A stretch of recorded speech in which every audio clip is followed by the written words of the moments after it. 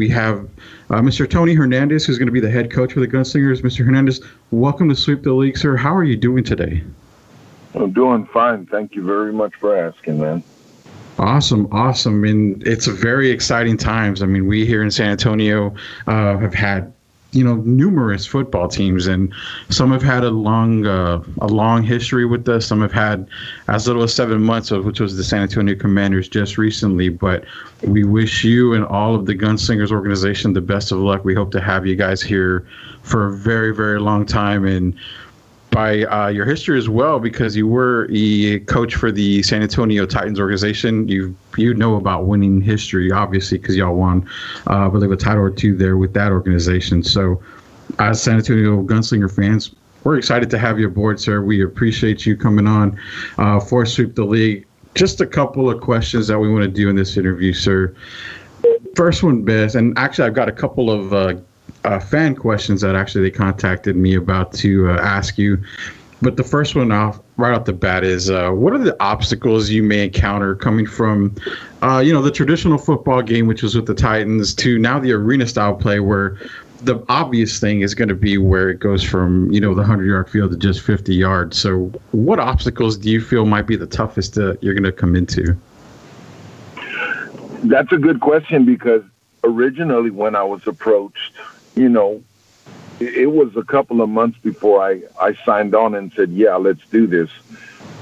Because for the longest time, my experience has been 11-man, 100-yard football. And I'm not a novice. I've sat down and watched arena. I've sat down and watched, I'll tell on my age. I still remember watching the San Antonio Wings here in San Antonio way back.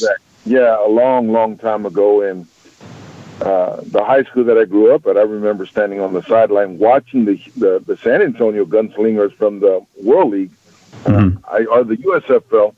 I remember them practicing at Thomas Jefferson on our football field, and I was intimidated because I heard Rick Neuheisel yelling at his offense, and that was my first experience to professional football. But to answer the question, because it's a smaller field, and you're looking for football players, and you can look at it and say, well, there's definitely going to be a difference because there's no punting. So the special teams is cut a little bit there, and it's done away with. But finding the football players that can cover that much ground, because normally when you have a football player that's 33, 34 years old and he plays defense, it's kind of like, listen, you're at the tail end of your career because you can't cover so much ground. Well, now that football player, this kind of football and this kind of a landscape, it kind of caters to them, because it's like, well, look, I don't have to cover so much. Yes, sir. Because I'm in a fight and I'm not in a cage. I'm in a phone booth. So there's things that we can do. And yeah, there are going to be some obstacles, but at the end of the day, football is football. You've got 4 opportunities to advance it. And if you're on defense, they've got 4 opportunities, and it's your job to stop them. So we're aggressively looking for 25 people that can fit the mold of what we're trying to do. Awesome. Yeah, and that's a great thing, especially giving the fans the idea that, it's initially the same game because it's football, but it's very, very different from traditional football. So that was some great insight right there. And it's actually going into our next question to what you had spoke of when it comes to players, because knowing the style of play is different between both types of football. As a coach, does it change your way of selecting players when it comes to the tryouts? I mean, are you looking for certain types of players now? Or like you said, now that some of these older guys don't have to cover so much field, is it kind of like, when they talk about the NFL draft where you just select the best players available? Well, and I don't know if you've ever done it, but I get on Facebook once in a while and you look at your memories, and there's sometimes that at the end of looking at the memories, I come to and I tell myself, you know what? The next time you say something about football, just remind people not to listen to you because you don't know what you're talking about. Because, there's guys in the NFL that you saw in college that you were like, this guy's going to be a stud. Yeah. And then you find out that he's like, yeah, what happened? So what I'm looking for, and I'll be dead honest with you, one of the things that we are looking for is guys that have played at the secondary level. There are certain people that are already coming to these tryouts that have played arena ball. Some guys have even had looks in the Canadian Football League as well as the NFL. The caveat is where they come to us and say, well, listen, how much are you going to pay me? And my answer is not a lot. I'm going to be very forthright with you, so you're not going to come over here. And so the players that we're looking for, and there's some here in the San Antonio area. We're looking at a couple of guys that have approached us from Dallas. Some kid from Philadelphia reached out to us, and we're looking for guys. And they always at the end of the day they'll tell you football is about speed and agility. And yeah, kind of, but it's kind of like you've got to address everything. And right now, with so much going on in society, I need football players that understand you might be fast. And one of the things that I've told people for the last 19 years that I've been coaching, and it's redundant to the players that have played for me, I don't doubt that you can play football. You just may not be able to play football for me. Why That's is that? Great move. Why? Because I'm not looking for the fastest guy. And I hear people saying, what? Didn't you just say football is about speed and agility? Yes, but I'm not looking for the fastest guy. I'm not looking for the strongest guy. When I sat down with the ownership of the San Antonio Gunslingers, they asked me, we trust that you're looking for the best guys. I'm not. I am not. I have, for 19 years, what I've learned is I don't look for the best guys. I look for the right guys. The people that understand, listen, you might be fast, but you need to understand, sometimes we're going to win a game, and you're only going to get thrown at 3 times. And I don't need you throwing a temper tantrum on the sideline. I don't need you. One of the things that I tell the football players is that you have permission to be emotional. You do not have permission to be a distraction. So the people that I'm looking for, the people that I'm shopping for, you don't necessarily have to be the fastest, because guess what? I can help you get faster. You may not be the strongest. I can help you get stronger. But if you have poor character, we got a problem. If you don't know how to handle adversity, because every time we go on the road, we're playing in a hostile area. We're dealing with referees that may not see it our way. It's a part of life. And I need to know that you're not going to be the type of player that throws his helmet. I need to know that you're the kind of player that's not going to get into a verbal altercation with people that have paid tickets, and some of them may heckle you. So when they tell me, what are you looking for? I'm looking for football players that understand it's not just about tackling. It's not just about blocking. It's not about passing and catching. It's also about the characteristics that you have in the locker room, the demeanor that you carry on the sideline. And if they can understand that, then we're going to be fine. That's why I tell people, I don't doubt that you can play football, but you may not be able to play football for us.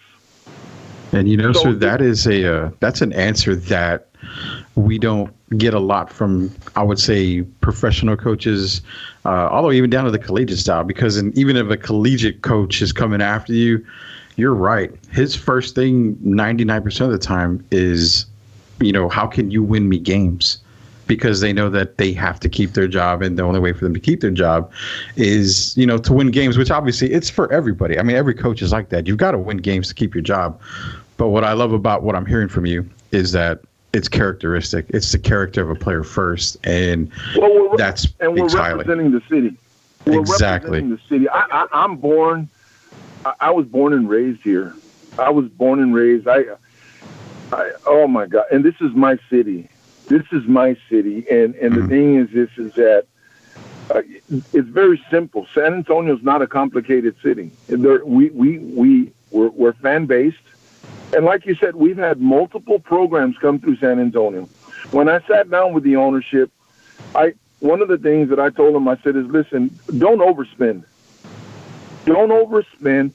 Keep it on a budget. If you want to stick around in San Antonio, and we'll get a fan base, because they'll respond to winners. They'll respond. If we win, and I know how to win, we'll do fine. But we need to understand, and we need to convey to these young men that are going to put on this uniform, you represent us. You represent this city. Don't act like an idiot. Just because you scored 2 touchdowns doesn't give you a right to be a jerk at HEB. In other words, that's what I'm saying. It's the characteristics. Because you're the most gifted player on our football team does not give you a pass to be a jerk. So if you can understand that, you want people to come see you, you want to make a little bit more money, then keep winning, keep your composure, be kind, be humble, be respectful, and see what happens. Because you'll attract what you are. You will always attract what you are. Winners attract winners. Yeah, that's exactly true. That's exactly true. And a very passionate answer from you, sir, when it comes to players, because we probably will have a lot of people listening who want to try out. And, it's time. When I say, it's time for them to do this and say, hey, I want to try out to participate and to possibly be one of the San Antonio Gunslingers and represent my city, a lot of these guys may have to look in the mirror and say, am I that person first? Am I the person to understand where Coach Hernandez is coming from? And if I am, then I know I can try out and definitely try to make this team because, yeah, you're right. You're representing the city of San Antonio. And as the city of San Antonio goes, we have, our major organization, which is the San Antonio Spurs, that represents community. It represents, everything that San Antonio is. I mean, as a community, it's a family style community in San Antonio. We're a military base USA. We've got a lot of rich tradition here. You yourself, sir, graduated from Thomas Jefferson. I have family. In fact, most of my family on my dad's side graduated from Jefferson. My uncle, Mike Campos, was actually a pitcher for Jefferson, and he was signed by the Reds. But unfortunately, he didn't quite make it that far. He blew out his arm his senior year. But, you're right. The tradition of San Antonio is there. And I love what you're saying about the players, about the type of players you want. So if, you've got the team coming in, you've got all the players you want, you're ready for the season to start and get going. What are the fans going to, as a fan perspective, what can they expect with this new arena football environment? Because guys like me, I was around with the San Antonio Force, and I believe the Talons were an indoor league. I went to a few of the Force games, and it was a lot of fun. I loved every single minute of it. So as new fans are coming in that have not experienced arena football, is there a certain type of environment you feel that they will experience once they go into, I believe it's the Coliseum where they're going to be playing. So where you guys will be playing. So. Yeah, yep. It's the environment. Do you think there's a certain environment that they will be able to experience? Well, and one of the things is this, is that I'm going to encourage, and I've already spoken to the ownership, I want to encourage a very, very community-friendly football team. In other words, I'm encouraging these young men to shake hands, take pictures, be kind. We're right now, we're looking for people that can be beacons of bright lights in a dark time that our country is. And you know what? Well, you guys are the lowly new kids on the block. We are. But you know what? I don't need to wait to be here 10 seasons to finally do something. One of the things that I'm working on approaching, because, it's, and I'm going to speak to you off the cuff. We're living right now where people are wanting to protest and protest and protest. And you know what? As an American citizen and at the age of 53, I understand you have rights to voice yourself. But one of the things that I'm going to encourage my football players is, you know what, guys, if you want, how about you join me and let's go to the hospital at University Hospital where the children are suffering in the cancer ward.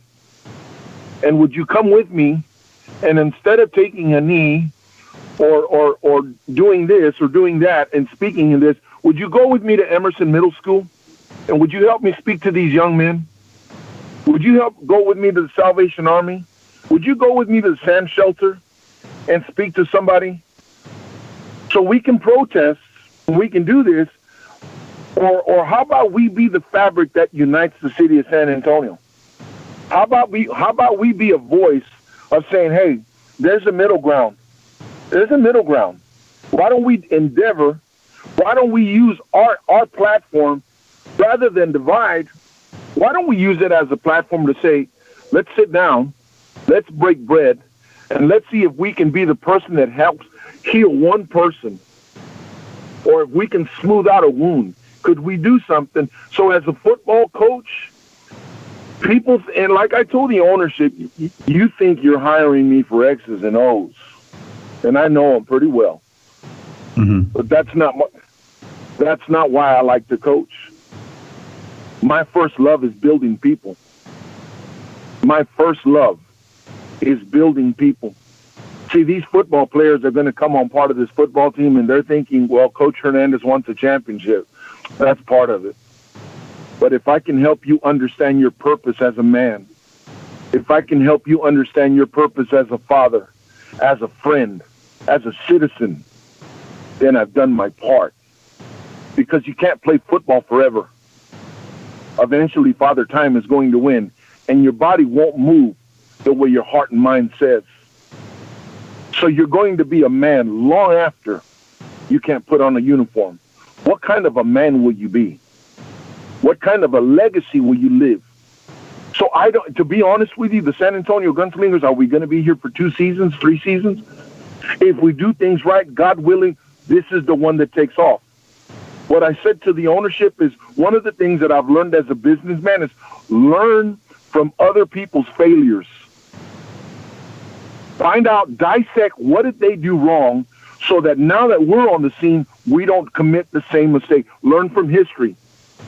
Learn from your predecessors, so that we can extend and grow the San Antonio Gunslingers to levels that other people didn't. We can be the little engine that could. And if we can do that, and if we can reach these young football players and say, listen, how about you go with me over here?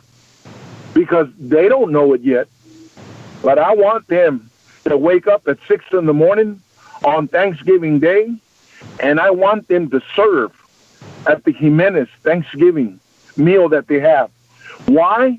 Because if there's anything that I've learned as a man, is the best leaders are servants first. The best leaders are servants first. People that don't know how to lead because they never served a damn day in their life. And I want my football players to understand, I want you to be a servant so that you can lead. Lead your family, lead your city, lead your team. But you got to learn how to serve first. I totally understand that, and that is a powerful message for, in light of everything that is going on. I personally am the same way. I would always try to figure out ways to help my community out in any possible way, and I absolutely love what you're saying, Coach. This makes me feel extremely proud to be supportive of the San Antonio Gunslingers even more now, knowing the passion that you have and the fire that you have to not only lead the Gunslingers into battle and, towards the ultimate goal of winning the title, but also to build, players' character and to show them that, to basically, I guess the overall umbrella is the way I see a lot of stuff too, is you have to be humble first. Humble yourself, and that'll make you a better man. That's something that my dad, when he was alive, he taught me the same thing. You've got to be humble. You have to be humble. And if you're humble, you're going to get to where you are because, you're not walking on water or anything like that. Serve people first, give everybody the opportunity, help them out, do what you have to do. Your time will come. And that's exactly the way I've lived my life, thanks to my dad and my mom as well. So I'm hearing fantastic things already. I mean, this is something that I believe fans, which actually a couple of fans had asked me, as far as community service goes for the Gunslingers, is it going to be similar to what we've seen in other professional teams here? You've just answered that question completely. That's an awesome answer. I really am excited for everything to go on, and I've actually got one last question, sir, before we end the interview. We let you go. It's geared towards the high school. Being that you graduated from Jefferson High School, amidst all that's going on, because now that they've canceled practices for a little while and put everything on hiatus, some of these kids may, they may feel like, it's trying times, which it is, but it also may feel like, God, we're not going to get through this or anything.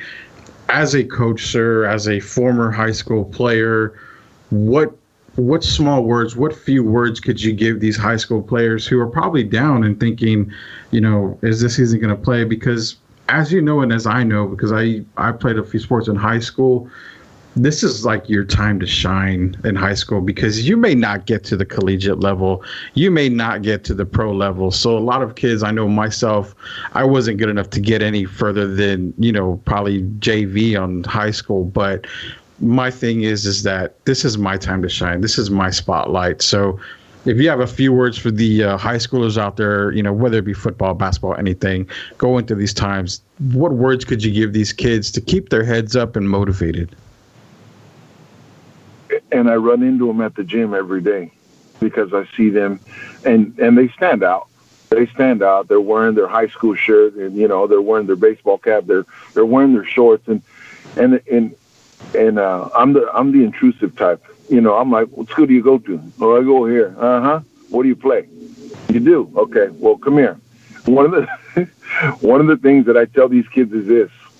We're the 1st of July, and I spoke to 2 young ladies yesterday that I just graduated from O'Connor High School, and one of them is getting prepared to go and she's signed up at a university in New Mexico to play volleyball. She's on a volleyball scholarship, and I told her the same thing I'm going to tell the people that are listening right now. You do not win district in November. You do not win district in November. You start football in August, but no, you win district right now. You win district at 7 in the morning while everybody else is sleeping till 1 o'clock, and you get up. One of the things that I've always told my football players, and I tell the kids that I bump into at the gym, find the hardest working person you see at the gym and work harder than them. Find the hardest working person in the gym and work harder than them, number 1. Number 2, with this COVID situation, my mother used to say this to me when she was alive. Son, what looks like a setback is always an opportunity for a comeback. And when you feel like you're going to break down, remind yourself, we're here to break through. So with all this that's going on, get in the garage, start running around the block. If you can grab some weights, do whatever it takes to stay busy. Get creative. Think out of the box. Because my mother used to always say this to me. Small thinkers will always get you in big trouble. Think big. Dream big. Because you don't know who's watching. We're going to have a couple of young men that are going to come try out for this arena team. And if they do it right, somebody's going to call them and say, hey, I'd like to invite you to a tryout up here in Canada. I'd like to invite you to a combine or to an open tryout for an NFL team. Somebody's watching. So what you want to do as a high schooler is this. Don't wait for the phone to ring. Let your hard work, let your determination and your discipline, that's what will make the phone ring. Awesome. Those are very good words, sir. And, that is true. You have to work hard. I mean, no matter what. And it's not just in sports. I mean, it's everyday life. We can take that message that you gave us right now and put it to everyday life for us, because no matter if it's sports, your job, whatever, even just a simple hobby or a project that you're working on, the harder you work, the better it turns out. And that's a fantastic, amazing message from you, sir. And Mr. Hernandez, we actually here at Sweep the League want the complete best for you and for the Gunslingers organization. I did have a chance to talk to some of the owners for another podcast that I do. And my first thing was to get you on the phone and get you on an interview as quick as possible. I'm glad I did. I can speak for a lot of the fan base as well that we are all glad we did. We get to know truly everything that you're looking for in the organization, as well as get to know you personally. It's going to be an amazing time. It's going to be an amazing season. I can't wait for the Gunslingers to get started. I appreciate you joining us this morning here for the Sweep the League interview. Mr. Hernandez, if I'd love to invite you back on the show or a live show that we do possibly. If not, we can always get together for an interview. And I also hope to see you on the field, meet you in person, sir, once everything gets going. And anytime you need a platform for anything, sir, we have your back. You have us for that. So I really, really appreciate you, sir, and look forward to meeting you in person. And thank you very, very much. We are blessed here at Sweep the League to get an interview with you. Thank you, man. You guys have a wonderful, wonderful weekend, okay? You too, sir. And real quick before you go, good luck on that 30-day challenge. I saw you had posted about it on Facebook. It's you described the workout, and I was sweating just reading the workout. So, as a coach, my mentality is always lead by example. I can't ask of my players what I don't ask of myself. Perfect. Yeah, I completely understand. I used to coach too, so I completely understand. And again, good luck with that 30-day challenge. I'll be kind of following you to see how it goes, and I'm going to admire what you're doing, sir. Thank you, man. Thank you. All right, sir. Well, I appreciate you on the coming on for the interview. Again, this was Sweep the League, a very special interview with Coach Tony Hernandez of the San Antonio Gunslingers. Your San Antonio Gunslingers getting ready to start their season in the Elite Indoor Football Organization. So, Coach Hernandez, again, thank you very much, sir. Hey, saddle up. Here we come. Thank you, man. All right, buddy.